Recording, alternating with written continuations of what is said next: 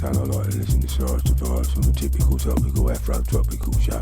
It's proper stuff, it's good stuff. Yeah, we like it, it's proper apple crumble. With a little bit of cream on 93.2. Cyrus the Virus from the Typical Topical Afrotropical Show. We're getting ready to interview Real McCoy from the Real McCoy, the hit BBC comedy drama that ran from 1991 to 1996.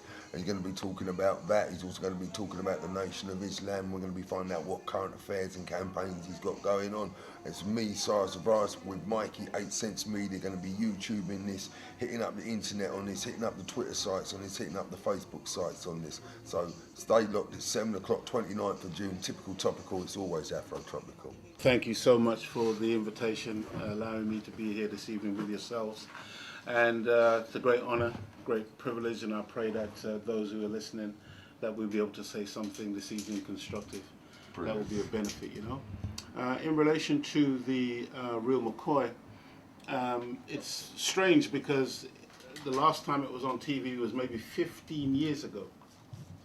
And in 15 years, brother, there's not a day that goes by, like say yesterday, somebody would have stopped me on the street and said, man, you know, when is the Real McCoy coming back? Yeah.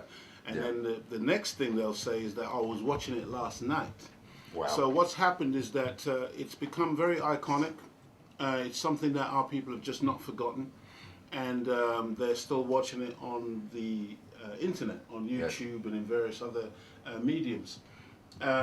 The reality of the Real McCoy is that quite often in a society built on racism and tremendous anti-black negativity, sometimes what happens, as what happened in the 60s, they say that they want to produce equality.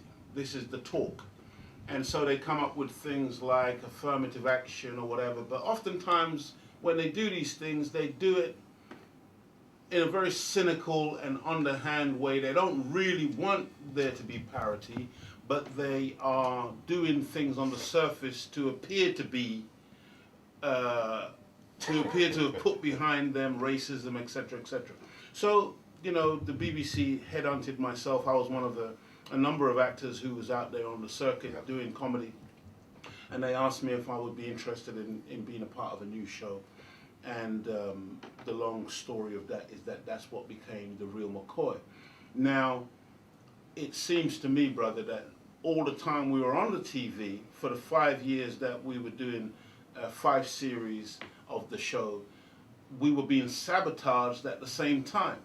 It seems like there were one element that commissioned the show, but then there was another element that really didn't want the show. I heard something like that, that there was a bit of saboteuring going on from a... Yeah, there was lots of things that happened that just didn't make a great deal of sense unless you appreciate that, as I said, there were forces that were really didn't appreciate that type of show. You see, again, brother, if we go on TV and we will grab our crutch and we will be like chimpanzees and be disrespectful to our women, we'll be on TV 24 hours, 7 days a week, you know. But if we go on TV, and not only do we make the people laugh, but we start making the people nod, in the sense that they're saying, man, that's funny, but that's true. Because now, for the first time, we're writing the thing ourselves. We are acting in the thing ourselves. These things are not being written for us. This is coming from Leo Muhammad's pen. So when that starts to happen, there's an authenticness about it. There is a genuineness about it. There is a kind of dignity about it, which then makes those at the top in the BBC very afraid.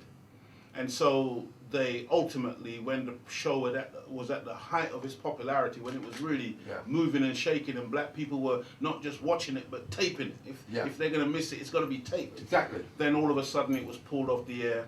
And to this day, there's been campaigns, newspaper campaigns, there's been other campaigns within the black community calling for the Real McCoy to come back. To this day, nobody has ever been given an adequate explanation as to why that show was pulled. And it was the only, like you just said, it was the only thing that us black people have had in the last 15 years of any quality. There was Desmond's before that, and the one before that, Love by Neighbour, which was...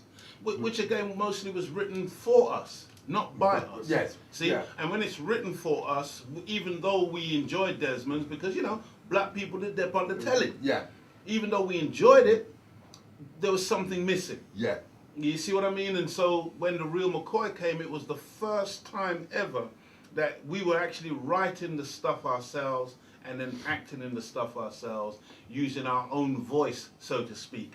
And it really had a tremendous impact. There were many sketches I wrote for the Real McCoy when the white producer and some of the white people involved behind the scenes read the jokes. They said, "Oh, but Leo, this isn't funny." I said, "It is funny."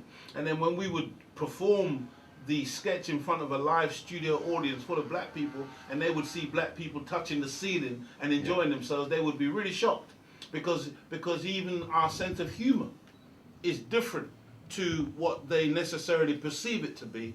And so it was a constant battle. For 5 years, we really had to battle to maintain the Real McCoy.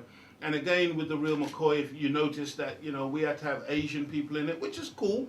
But when the Asian people now have Goodness Gracious Me in all of their programs, do you see us in there? Black people can't have nothing. We've said that Right. often on the Typical Topical Afrotropical. You can't have nothing. Sorry, I shouldn't have said that. But I've just got to know, you're inspiring everybody I know that listens to that. Now, I watched some of your films, and you was talking about the white people, and then you were saying about they've got insecurity issues around black people and around the black man's business. I thought, that's a kind of big statement. Yeah. You're here today.